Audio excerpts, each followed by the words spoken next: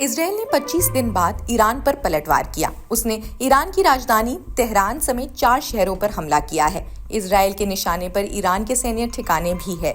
सबसे खास बात यह है कि नेतन्याहू खुद ईरान पर हमले की मॉनिटरिंग कर रहे हैं। ईरान की सेना ने माना है कि इसराइल के हमले से उसके 2 सैनिकों की मौत हो गई है।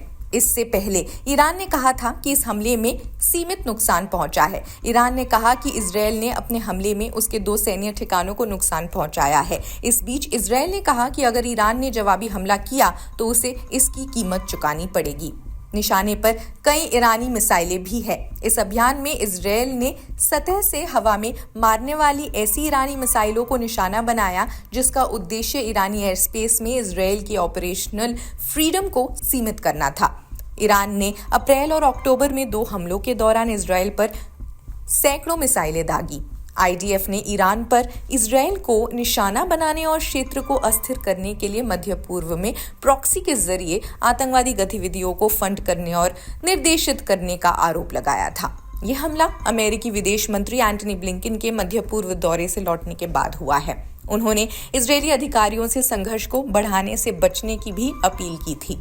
खैर, इस वीडियो में बस इतना ही। बाकी देश इसराइल ने 25 दिन बाद ईरान पर पलटवार किया। उसने ईरान की राजधानी तेहरान समेत 4 शहरों पर हमला किया है। इसराइल के निशाने पर ईरान के सैन्य ठिकाने भी है।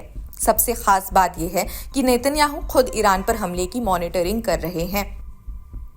ईरान की सेना ने माना है कि इसराइल के हमले से उसके 2 सैनिकों की मौत हो गई है।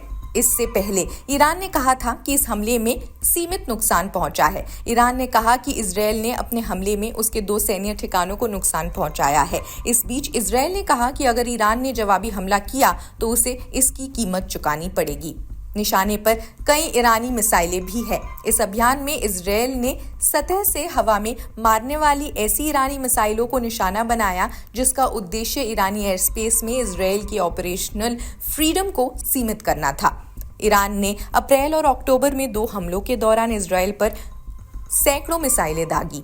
आईडीएफ ने ईरान पर इसराइल को निशाना बनाने और क्षेत्र को अस्थिर करने के लिए मध्य पूर्व में प्रॉक्सी के जरिए आतंकवादी गतिविधियों को फंड करने और निर्देशित करने का आरोप लगाया था। यह हमला अमेरिकी विदेश मंत्री एंटनी ब्लिंकन के मध्य पूर्व दौरे से लौटने के बाद हुआ है। उन्होंने इजरायली अधिकारियों से संघर्ष को बढ़ाने से बचने की भी अपील की थी। खैर, इस वीडियो में बस इतना ही। बाकी देश दुनिया की सभी खबरों के लिए भी जुड़े रहिए जनसत्ता के साथ। शुक्रिया।